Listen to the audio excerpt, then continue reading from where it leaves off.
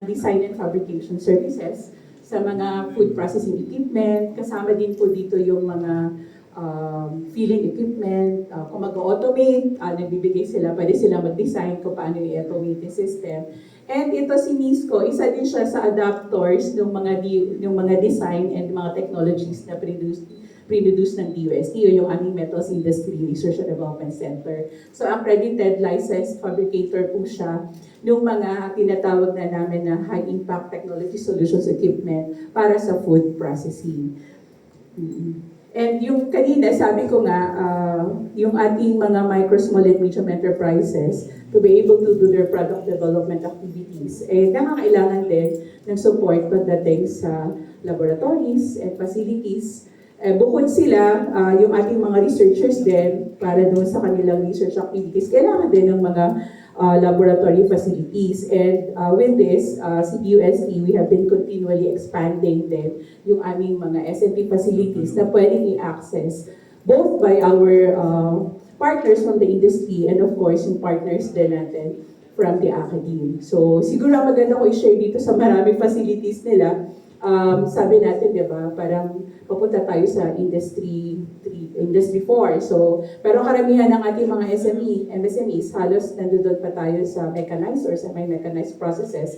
And we would really want them to go into Industry 3 or Industry 4. And isa sa mga support programs that we have on this ay yung aming Amiria Laboratory na nasa MIRDC. So, tinutulungan, bukod dun sa capacity building na ginagawa nila, tinitingnan din nila yung paano tutulungan yung ating MSMEs mag-automate ng kanilang processes. And importante din in improving productivities ng isang company is looking into ano ba yung ating mga wastes na ginagawa and how can we upcycle those waste or transform them into more value-adding products. So isa din po yan sa mga programa na sinusulong ng DUST, yung Circular Economy Technologies, and yung aming pong isang laboratory o isang facility, innovation facility sa ITDI, o yung tinatawag namin na MMIC, pwede tayo mag-experiment dito para yung ating mga waste products magawa natin na value-added products at maibenta pa natin ulit.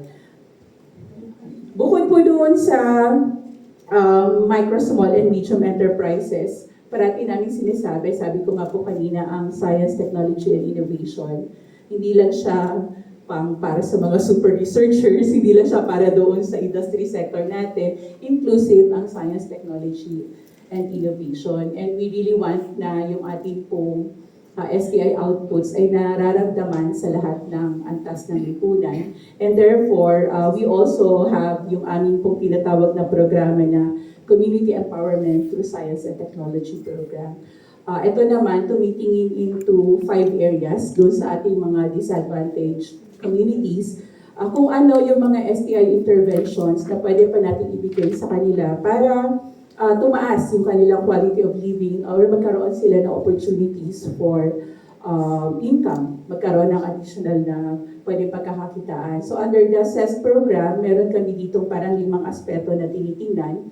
Una ay sa enterprise development, pangalawa ay sa human resources development, kasama din po dito yung health and nutrition, and kasama din po dito yung environmental protection and disaster risk reduction and management and climate change adaptation. So itong CES program, siya po ay nagiging avenue namin to also deploy different UST technologies along these 5 areas. So simula po dito sa NCR, nung sinimula namin itong programa na ito, meron na kami 33 na barangays na naka-enroll. Akala ng marami NCR kasi di ba medyo advanced naman talaga yung NCR. But there are areas in NCR na parang tinatawag namin na pockets of areas na where we can provide additional support pa na nangangailangan din talaga ng tulong. Bukod doon sa 33 communities na yon, part and parcel nung CES program, yung pagbigay ng opportunity sa kanila to have mga technology-based community enterprises. So meron tayong na-establish na 69 community-based technology enterprises, and itong 69 na ito na nabigyan ng suporta, nagkaroon ito ng empleyo na 1,600, around 1,600. So nagkaroon ng pagkakataon na kumita, magkaroon ng additional income itong mga kasamahan natin ito sa barangay.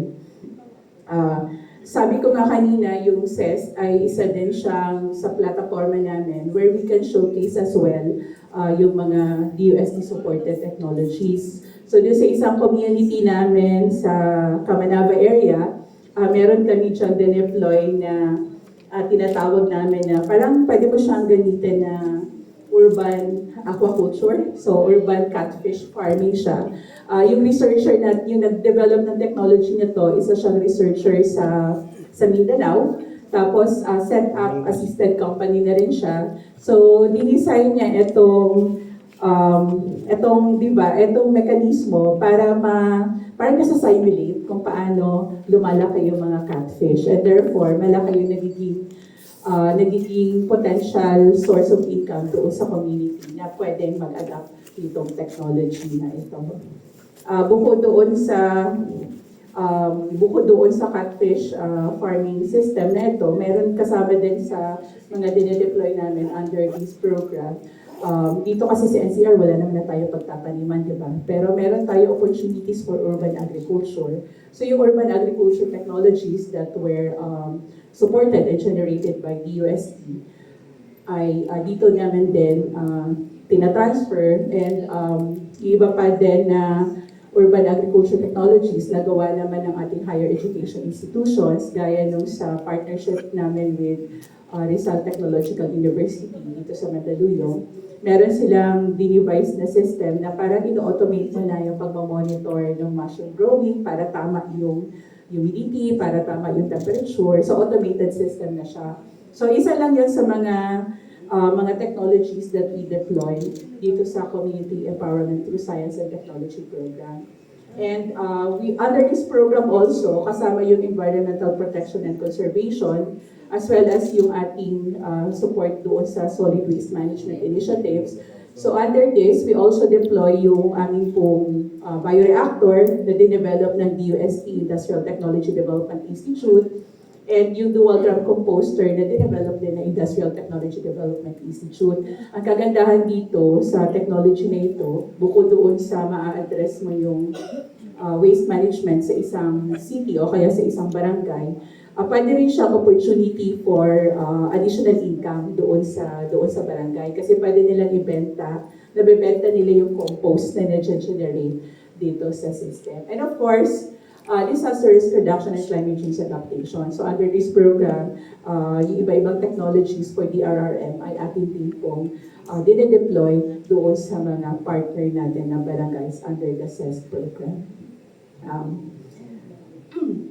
So, platform namin siya for different technologies. Kahit yung mga technologies for education, kasama din po doon. So, kung kunyari in areas na walang access masyado yung ating mga estudyante and mga bata sa laboratory equipment, merong dinevelop ang UP na supported by our Council for Industry, Energy, Emerging Technologies. And ito ay napo-commercialize na nila, yung tinatawag namin na Visor. So, device siya na may mga nakastore na experiments for biology, for chemistry, for physics, and may mga naka-part na rin ng component kung paano nila gagawin yung experiment. So, hindi na kailangan na may malalaki pang laboratory equipment na gagamitin yung mga bata, yung ating mga teachers and ating mga students. So, pwede na siyang compact.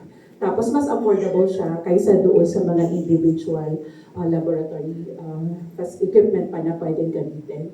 And this is just parang democratizing yung access din ng ating mga kababayan doon sa iba-ibang educational technologies na pwede natin magamit. Just to share, sabi ko nga parang sa Manila, parang hindi naman, sabi natin, meron bang mga pocket areas ba dito sa Manila? Nakikita talaga natin na meron, and si DUST, we actually have yung aming national awards, set up national awards and CES national awards. Yung ating community na tinutulungan sa bandang Manila area sa Barangay 412, it actually won the CES Best CES Community noong I think 2021. And then, noong 2023, we have another community naman sa Quezon City who all again won the best CES community nationwide. So, nakakatuwa lang makita na yung STI talaga ay maraming impact na naibibigay doon sa ating mga kababayan. And we also recognize as part of our having Science Beyond Borders program, nakikita din namin yung opportunity as well para doon sa ating mga OFWs na para pag bumalik sila, magkaroon sila may encourage sila to start their own businesses dito sa ating sariling bansa. And hence, noong 2020, we actually launched yung I-Forward PH program or yung tinatawag namin na Innovations for Filipinos Working Distantly from the Philippines. Itong programa naman na ito, ninanais natin na yung ating mga OFWs, pag umuwi sila dito, pwede silang mag-establish ng sarili nilang technology-based business. And hence, under this program, ang ginagawa natin actually ay parang two-phase implementation. Sa unang parte ng programa, may capacity building activities na ginagawa para yung kanilang business ideas ay ma-refine, tapos malaman nila kung ano yung mga kailangan na competencies na dapat meron sila, ano yung mga kailangan nila i-comply pagka magsisimula sila ng isang business. And after that, meron kaming support na binibigay, funding support ito, so that they would be able to establish their own businesses.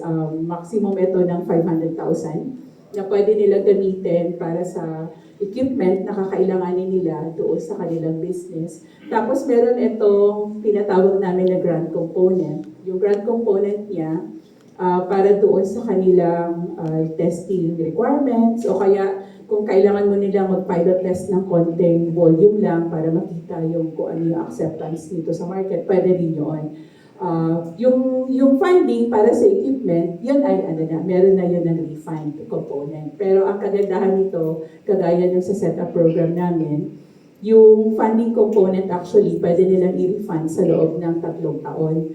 Tapos magsisimula sila mag-refund after 8 months pa, pag na-commission na nila yung yung process of yung equipment na commission na tumatakbo na, saka lang sila magsisimula mag-refund. At itong funding support na to, kagaya din sa setup support, zero interest ito. So walang interest na kailangang bayaran yung ating mga OFWs that are starting their own businesses. So since po nang sinimulan namin ito noong 2020, meron na kaming 810 OFWs na na-train. Meron na rin itong 91 OFWs na napondohan o nagsimula ng kanilang businesses. And yung 91 na to, nakapag-generate sila ng around 18 million in terms of income. Nakapag-create din sila ng 129 na jobs, excluding ito yung mga OFWs mismo na may-ari. So makikita natin na halos sa bawat isang enterprise na ma-create nila, mayroon din silang isang empleyo na nag-generate. Pero din kami linaunch na bagong mga programs, yung tinatawag namin na Smart City, Smart and Sustainable Communities program namin. Ito ay tinatay up namin ito doon sa aming iStart program o yung tinatawag namin na Innovation, Science and Technology to accelerate regional technology-based development. Ang ginagawa nitong dalawang programa na ito is that we want to have yung STI planning o doon sa planning process ng ating mga local government units, may sama na yung STI din sa kanilang pagpaplano. And at the end of the planning cycle, ang talagang tina-target natin dito is for them to be smart and sustainable cities. So ito yung sa NCR, pinapilot namin yung programa sa Muntinlupa at sa Quezon City. So sinimula namin sa Muntinlupa and Quezon City last year. This year ay magsisimula naman kami sa Caloocan at sa Pasig. Hopefully with these programs, makikita din natin paano mag-improve yung operations ng ating mga cities, looking at paano nila gagamitin yung data, technologies, deploying technologies that would be aligned with their development plans as well. So isa lamang ito, these are just some of the initiatives na ginagawa ng DOST. We also realized na importante yung pagtutulungan between government, between universities, and between the universities, and of course between the industry. Sa universities natin, doon naman talaga nang gagaling yung iba-ibang teknolohiya. And hence, dito rin kami sa DUST, we are supporting the startup programs that we have, that DUST has. Yung aming mga councils ay rinarun, they are supporting or they are funding technology business incubation centers o TBIs. And kami naman sa regional offices, we are partnering with the consortia of TBIs in the region so that we would also be able to provide support. Ngayon, ang partnership namin with Scale NCR in the National Capital Region is nagmamapping kami ngayon ng innovation ecosystem and startup ecosystem sa iba-ibang cities dito sa Metro Manila so that we would also be able to identify ano pa yung mga additional support programs that we can do. Nagpa-partner din kami with ibang TBIs in the region so that pwede kami magbigay ng support doon sa mga incubatees nila in developing yung kanilang minimum viable products or limited testing of their minimum viable products. And to support also this, we will be establishing, bukod doon sa mga innovation centers na na-establish na ng DUST, meron kami mga i-establish na tinatawag namin na innovation hubs. And this will be housed doon sa aming CASTO offices.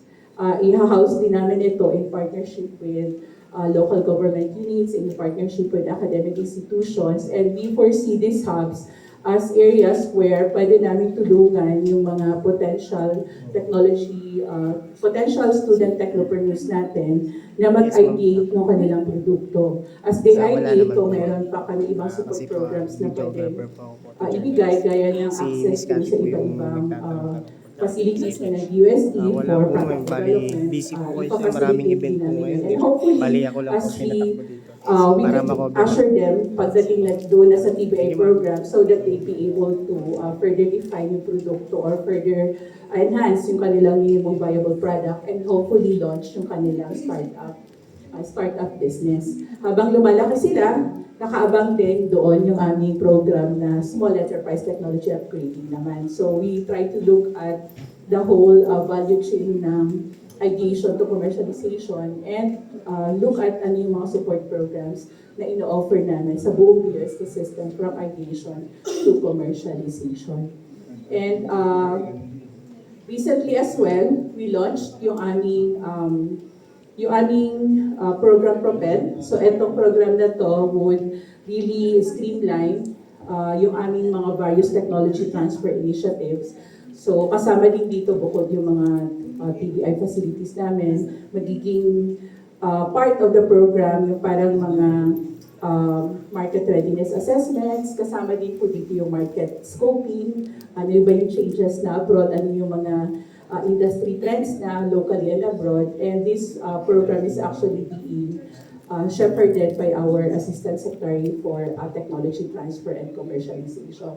So this would bridge the different programs that we are doing sa DUST, supporting both researchers and our industry sector and our technopreneurs. And as we recognize yung changes din locally and then yung trends din sa abroad, the DUST also recently launched yung tinatawag namin na 8 big ticket R&D programs. So we launched this in February. So kasama dito yung AR Virtual Hub, Geospatial Analytics Solutions, Quantum Computing, Industry 4.0 Technologies, Circular Economy, Smart Agriculture, Smart Technologies and Biologics and Pharma. So itong big ticket R&D programs na ito ay ginagawa ng aming pong R&D councils and aming pong mga R&D institutes. Of course, nakasupport din ang mga regional offices in these areas of new R&D areas na tinitingnan ng DOST system. And at the end of the day release, we are just really looking at how do we provide STI support sa ating pong lahat ng sector, from industry groups to businessmen, sa ating pong mga local government units, sa ating pong mga higher education institutions. And we also appreciate yung mga ganitong pagkakataon where we can promote the different initiatives that we have. And we also know na pagka walang promotional activities, hindi naman malalaman din ng ating audience or ng ating mga target stakeholders kung ano ang iba-iba natin ginagawa. And hence, kami rin sa UST NCR, we are also very active in having yung mga STI promotional activities. Meron kami ng Regional Science and Technology Week, meron kami National Science and Technology Week, and of course, yung mga aming mga Handa Pilipinas or DRRM expos that we do, and yung mga regional contests and exhibits that we conduct periodically as well. And with these initiatives, we hope that yung ating communities or yung ating different stakeholders would really feel yung impact ng STI sa kanila, such that really science, technology, and innovation really opens opportunities at all levels ng ating mga stakeholders. Ayun po, parang ang dami ko atang sinabi sa aming mga programa.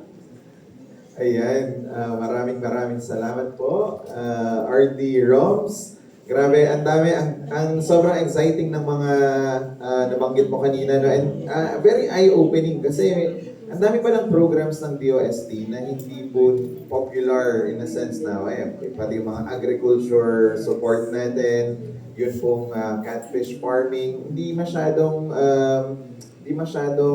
kumbaga, top of mind ng mga ng mga kababayan natin dito sa Metro Manila. Yung farming kasi highly urbanized din tayo, pero nakakatuwang malaman na meron din po palang mga support systems ng DOST pagdating sa mga gantong initiatives. Ang question ko, RD, sa sobrang dami ng interventions na bibigay ng DOST NCR, kung halimbawa ako ay nag-iisip na tulad yan, farming, gusto kong magtayo ng business, meron po ba tayong malalapitan na ahensya or opisina ng DOST or sa LGU para ma-receive ko ang mga interventions na binibigay ng DOST NCR? Meron po kaming ngayon anim na satellite offices dito sa buong NCR. Meron kaming isa sa Pisay, Pisay Main Campus, Pisay dito sa Diliman. Opisina siya ng aming pamamason cluster. Tapos meron din kami isa pang office for pamamason. Dito naman sa IRIST, yung isa sa ating mga state universities dyan sa may Santa Mesa. So yun yung dalawang opisina namin para sa pamamason. Meron kami isang opisina para sa Kamanaba. Ito ay sa Malabon City Technical Institute. So we actually really thankful for the support of our local government units, support ng ating academic institutions kasi hina-house nila kami doon sa kanilang mga areas. For Pamamalisa naman or Pasig, Marikina, Mandaluyong, and San Juan, we have two offices. One sa Rizal Technological University, sa RTU, and we have another office dito naman sa Marikina Polytechnic College. May isa din kaming opisina doon. And for the Montaparlas area, or Montilo, Pateros, Parañaque, and Las Piñas, we have an office dito sa MCTI, Montilo City Technical Institute. May isa kami opisina doon. Of course, yung regional office, nandun siya sa loob ng DOST compound. We are also partnering with different local government units and different industry associations. So we are set to launch yung innovation hub dito sa Quezon City. So meron kami ilo-launch na isang innovation hub in partnership with the Quezon City government. So meron kami staff that would be there. Also, we would be running ideation sessions doon sa site na yon, as well as establish facilities that would support yung mga design thinking needs and ideation product development needs ng ating mga potential technopreneurs in that area. We are also looking at having another parang hub din, innovation hub din in partnership with PCCI dito naman sa Kamanaba area. So that would expand the different offices na pwedeng lapitan po ng ating mga stakeholders. Ayan. So doon pala sa iHub, pwede na kayong lumapit sa mga nanonood po sa atin at nakikinig. Pwede po kayong pumunta sa mga iHub centers po ng DOST at gaya po ng sabi ni RD Roms, ine-expand pa rin po nila ang kanilang mga offices para mas malawak po ang reach ng DOST NCR sa ating mga kababayan.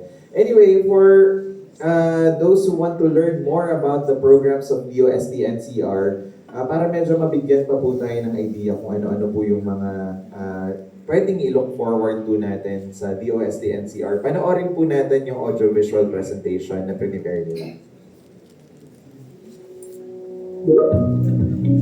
As the SMT arm of the government in Metro Manila, the Department of Science and Technology National Capital Region is committed in spearheading scientific and technological innovations in the region. Our mission is to provide science, technology, and innovation-based solutions anchored on ethical public service, contributing to a better quality of life in the region. At USD NCR, we are guided by our vision to be a widely recognized enabler of science, technology, and innovation for sustainable development. Geared towards achieving our mission and vision, DOST NCR performs technology transfer activities in the region based on the needs of our different stakeholder groups and partners.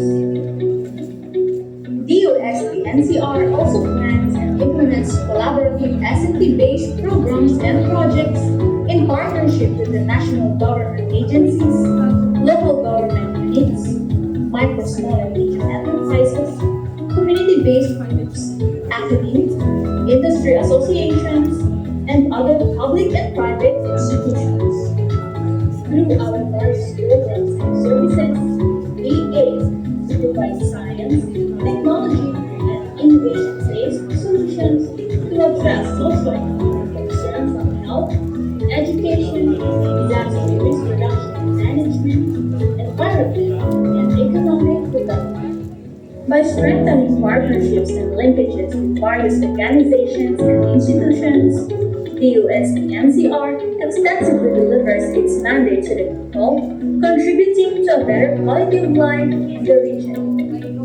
We commit to deliver inclusive science, technology, and innovation-based solutions and be an enabler for a knowledge and innovation-driven national capital region. Ang inyong pag-asenso ay aming tagumpay. Ganito kami sa DOST NCR. Ganito kami sa DOST NCR.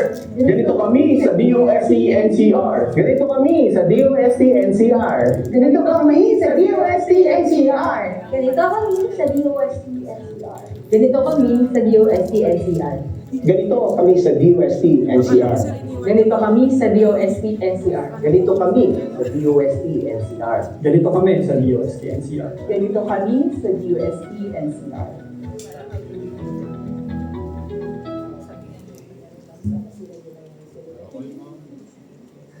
Okay, there we have it for the presentation of DOST NCR. Of course, hindi po dyan natatapos ang kwentuhan natin ngayong umaga dahil at this point, we will now be opening the floor po for our online viewers and media friends. Of course, bibigyan naman po natin ng pagkakataon na makapag-usap naman po tayo, makausap natin si RD Roms, no? Before we proceed po, we'd like to acknowledge the media present here today. We have the Philippine News Agency, we have the Diario Pilipinas, Net25, and of course, Toklasin.net. Dito rin po ang iba't ibang government agencies natin, media and communication arm of the government. We have the PIA, of course, PPP4, Radyo Pilipinas, we have the Philippine News Agency, and IBC 13. So para po sa ating mga online viewers, pwede nyo naman pong ipaabot ang ating mga tanong by leaving a comment po sa ating live stream na mapapanood po sa PIA NCR page. Ayan. Kaya without further ado po, sige, mag-proceed na po tayo sa first question. Okay. So, sige sir, magandang umaga po. Good morning po, Noli Liwanag ng Philippine One, Biyahe Pilipinas. Good morning, PIA family. And Engineer, ma'am, na-mention niyo po kanina yung mga setup adapters po natin. Pwede po ba silang mag-upgrade to apply ng another program niyo? And hanggang ilan po sila pwedeng mag-apply kung natapos na nila yung obligasyon? Thank you. But thank you po, no? Under the setup program po, we recently released yung bagong guidelines ng setup. So unlike before na sabi namin hanggang 2 lang, pwede na ngayon lumampas sa 2. Pero ang requirement namin is that, dahil nga ito naman programa is really ang objective natin dito is matulungan yung ating mga MSMEs to upgrade their processes. So kailangan pa-level up din yung ating upgrading na ginagawa. Kung yung una ay fully manual operations tayo, sa yung first cycle natin is going into semi-mechanization. Pagdating doon sa pangalawa, dapat full mechanization na. O pagdating doon sa pangatlo, towards towards automation, semi-automation, or Industry 3 technologies, or Industry 4 technologies po. So para siyang graduated assistance base doon sa pangangailangan ng ating partner MSME. Ma'am, follow po. Meron po bang kulang patong yung hiniram na budget or equipment? Meron po bang tubo yung kanilang inutang or Yung amin pong tinatawag namin na ano po to, no? Innovation Funding Support for Technology Acquisition. Wala po itong interest. At kagandahan din po dito, meron kami tinatawag na grace period para yung ating MSME ay may operationalize muna niya yung equipment, ma-fine tune muna yung proseso ng paggamit ng equipment upgrades natin. And mai-commission muna niya dun sa kanyang facility bago siya magsisimulang mag-refund. So in general po, roughly magsisimula siya mag-refund on the 8th month of after fund release. Ito naman pong aspeto na ito, nagbibigay din kami ng assistance kung paano i-install, ano yung mga capacity building pa na kailangan ng isang kumpanya to be able to really optimize and maximize yung paggamit ng equipment upgrades na ating pong hininga ng tulong for funding sa innovation funding ng setup program. Maraming salamat, sir. RD, na banggit natin kanina iba't ibang programs ng DOST NCR. Pero we have heard this particular program na Science Beyond Borders. Pwede mo po bang ma-explain kung ano po kung tungkol saan yung program na ito? Yung sinasabi po namin na Science Beyond Borders ay would really showcase yung inclusivity ng science, technology, and innovation. Kaya namin sinasabing Beyond Borders is that like for iForward PH. It looks into yung mga kailangan pa ng ating mga OFW so that they would come back and establish their technology-based businesses dito. Part again as well of our Science Beyond Borders campaign is, sabi ko nga kanina, usually ang ating impression when we say science, technology, and innovation ay pang high-level initiatives lang. But with Science Beyond Borders, andyan yung ating CES program that looks into all levels of our stakeholders, all the assistance, or yung challenges that they have that can be addressed by science, technology, and innovation. And hence, with this campaign, we labeled it our Science Beyond Borders campaign. Very interesting. Very interesting po. Maraming salamat sa explanation mo. Alright, meron po tayong next question. Good morning, sir. Good morning po, RD Ember. Good morning po, RD Roms. Meron po bang community o barangay dito sa Metro Manila na may success story sa environment protection or sa disaster risk reduction na natulungan po ng CES? Okay.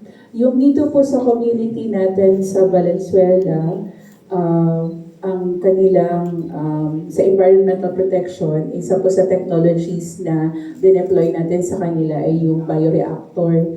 After po ng deployment sa kanila ng bioreactor, tumaas yung waste diversion papunta doon sa bioreactor. Tapos ang kagandahan po dito ay yung compost na na-generate nila doon sa bioreactor, kanila pong nabibenta. Yung iba ay depende sa community needs, minsan binibigyan na lang nila. But there are areas na nabibenta nila yung excess compost nila. So, nagkaroon ng additional income doon po sa nagpapatakbo ng ating MRF doon sa barangay. And dahil nga ang partner namin dito, bukod doon sa barangay, naging partner din namin dito si Philippine Red Cross kasi sila yung tumulong doon sa facility.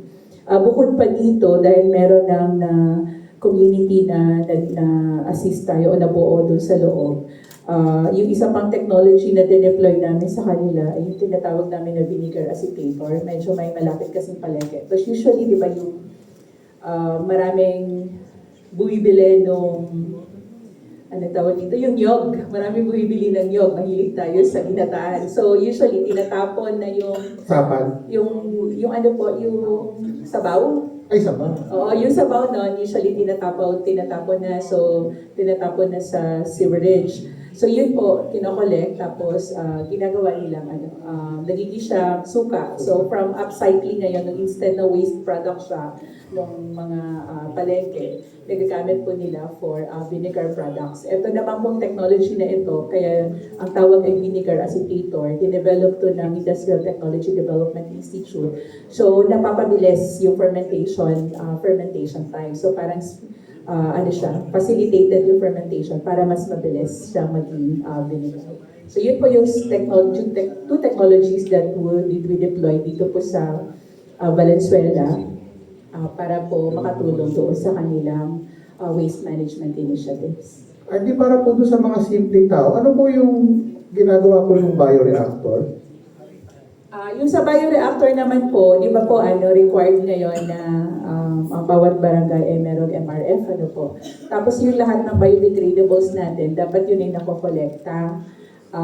Tapos pinaprocess siya. Hindi na yun dapat nakakarating ng landfill. Yung biodegradables natin, kasama yung mga recyclables. Yung recyclables sa MRF, dapat na ibabalik din yan ay naibibenta ulit doon sa mga nagko-collect. So yung mga biodegradables po, yung ating bioreactor, ang ginagawa po ng biodegradable, nag-convert niya po sa compost. Pag na-convert niya sa compost, wala po itong, pag nagpaproseso yung bioreactor natin, wala siyang amoy. Yun kasi yung iba din na difficult, yun yung challenge with some of the MRFs. Medyo nangangamoy yung basura pag nabubulok. Dito sa bioreactor, na-eliminate niya yung odor. So doon sa kanyang composting action, walang odor, tapos nagagawa mo siyang compost. Yung compost or yung soil conditioner, pwede natin gamitin doon sa gardening activities. O kaya, yung community natin ito sa Valenzuela ay binibenta niya yung compost na kanyang nakokolekt. Pinakakitaan po pala. So, paano naman po mag-avail yung sa ganito mga programa yung mga barangay po natin? Ano po yung kailangan nilang ihanda para maka-avail po sa SES? So, ang ginagawa po na namin ay nagkakanda kami ng community needs assessment. So, kailangan lang po lumapit sila doon sa pinakamalapit na Casto office namin. So, yung mga na-mention ko po kanina na 6 na opisina, pwede rin naman po sa regional office of course. So, ang unang-una po namin ginagawa ay parang validation. So, nagkakanda kami ng community needs assessment. Interview po ito, interview sa barangay, interview doon sa community.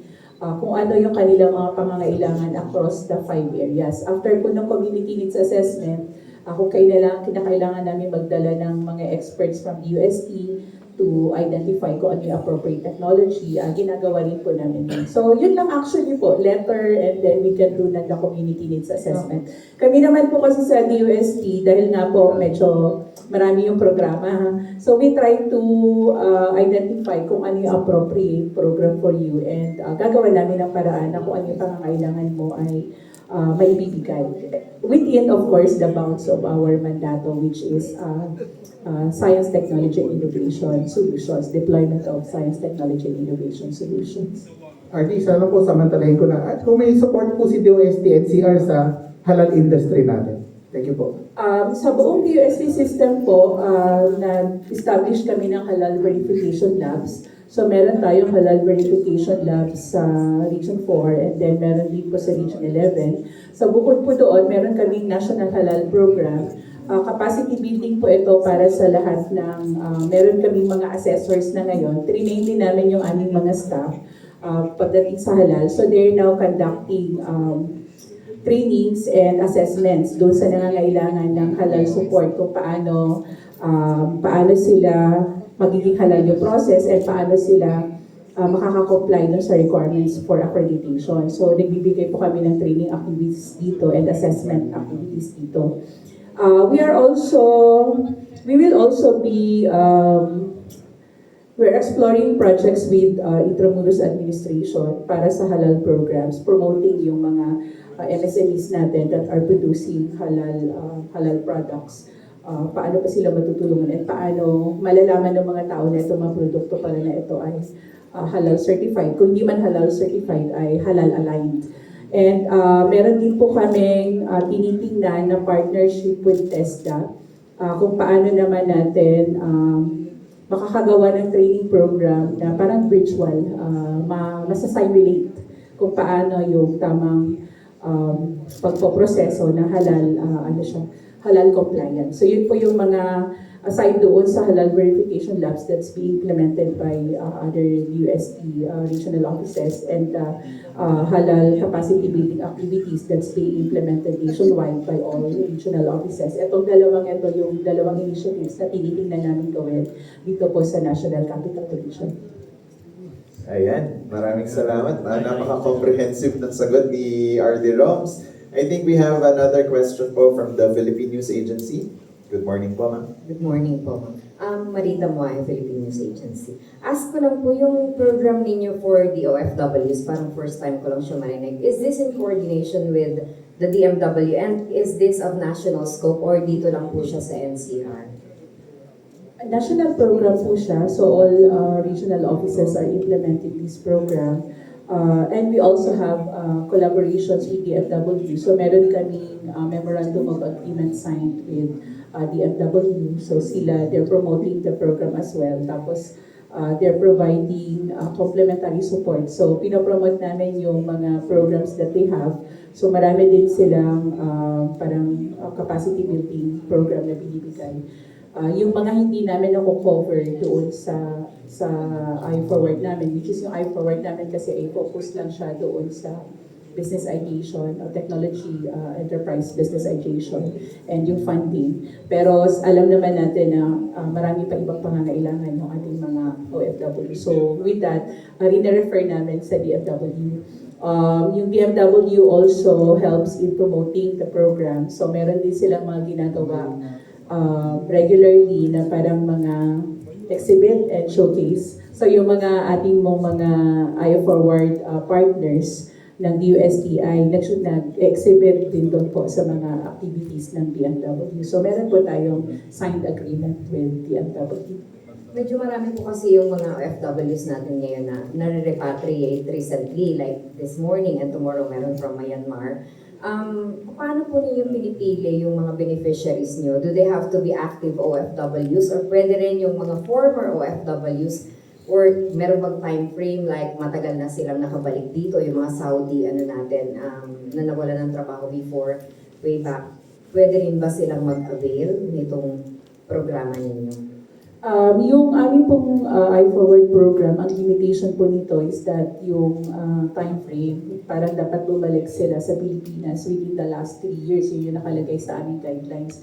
Having said that, yun yung mga nakaka-attend doon sa phase 1 and pwedeng mag-access sa phase 2. Having said that, kami naman po ay kung merong mga training activities that they are interested in, they can actually join itong mga training activities na ito.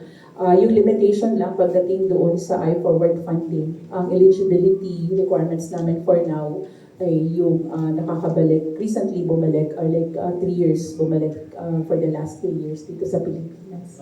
So hindi na pwede yung mga matatagal. Kung 10 years na po, medyo hindi na sila kasama doon sa scope ng program, but they can attend the training activities, the various training activities that the DUST conducts naman po.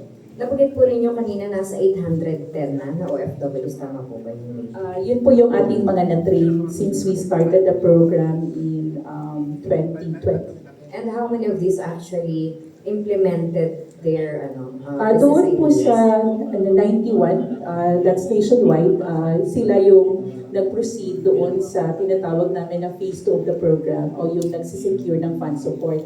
But we realized that maaaring meron din sa kanila na after going through the training program, nagkaroon din ng sariling business. Yung limitation kasi namin sa iForward program is that yung business na i-establish nila medyo related sa manufacturing side o kaya pwede ICT services side. So yun, kung sila ay napunta sa retail and wholesale trade, hindi na po sila nako-cover po ng program. So, ano po itong mga specific business ideas na pwede ninyong i-cater sa DOST? Kasi it seems na meron lang kayong parang scope. Pwede po yung mga nasa food processing, pwede rin po yung mga agriculture-based businesses, pwede rin po yung nasa mga fabrication, meron din po ng mga ganon. Tapos kung meron silang nakikinitang DUST technology na sa tingin nila maganda nilang ma-commercialize, so meron po kami mga OFWs na nag-i-forward na ang kanilang in-adapt na technologies from UST ay yung mga urban agriculture technologies, snap hydroponics, ganyan.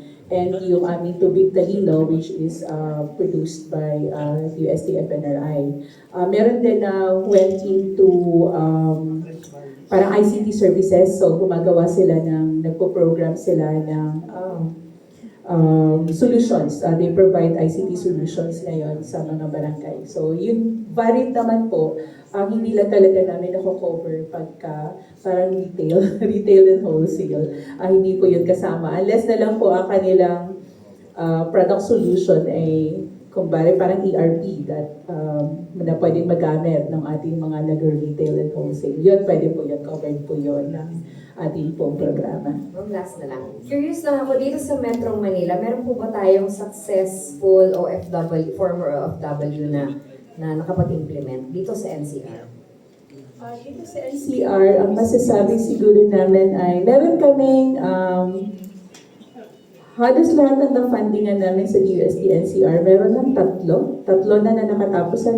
Meron isa na ang ginagawa niya ay 3D printed accents na kanyang parang mga 3D printed lampshades, yan yung kanyang ginagawa. Meron din po kaming isang natulungan na ang ginagawa niya naman ay parang GHD products, mga corporate giveaways. So nagpiprint siya doon sa mga, parang mga ganito yan, nagpiprint siya sa mga corporate giveaways. So siguro yun yung dalawa.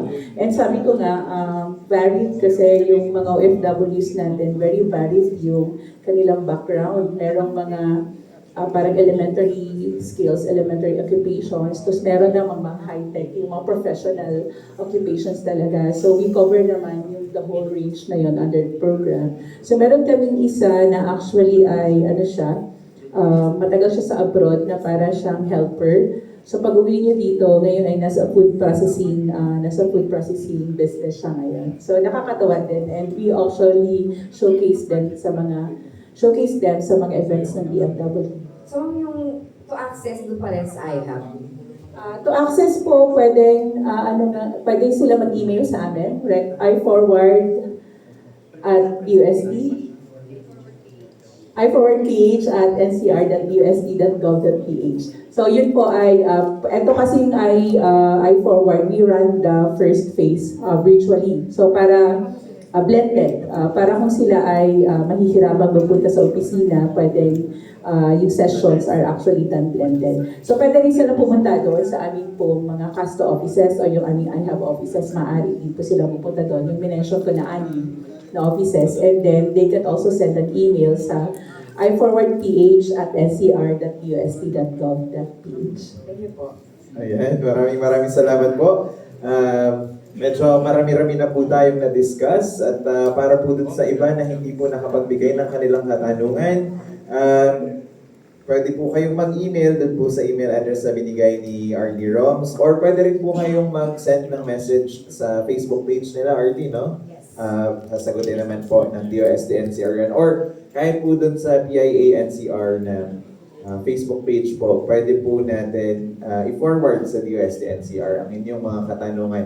Pero sa pansamantala po, dahil po medyo naubusan na po tayo ng oras, dito po muna natin tinatapos ang ating Kapihan Forum. Again, maraming salamat po RD Roms sa pagbabahagi ng inyong mga trust sa DOST-NCR. At para naman po sa ating mga viewers, we hope po na you had fun. We hope na medyo marami-rami po tayong natutunan ngayong umaga dahil po sa dami ng programs and projects ng DOST-NCR. At yun po ang pwede natin i-take advantage. Diba? So again, maraming salamat po sa mga tumutok sa atin sa Facebook Live at sa ating mga media friends po na kasama po natin dito. Samahan niyo po ulit kami sa susunod na edisyon ng Kapihan kasama ng iba't government resource persons sa magbabahagi po ng timely, accurate at relevant information tungkol sa mga programs and projects ng ating pamahalaan tungo sa mas pinalakas na Bagong Pilipinas. This includes our 5th episode of the Kapihan sa Bagong Pilipinas this 2025 together with the Department of Science and Technology National Capital Region. Muli, ito po si Amber Cortez ng Philippine Information Agency National Capital Region at magkita-kita po tayo ulit sa susunod na edisyon ng Kapihan sa Bagong Pilipinas. Maraming salamat at magandang umaga.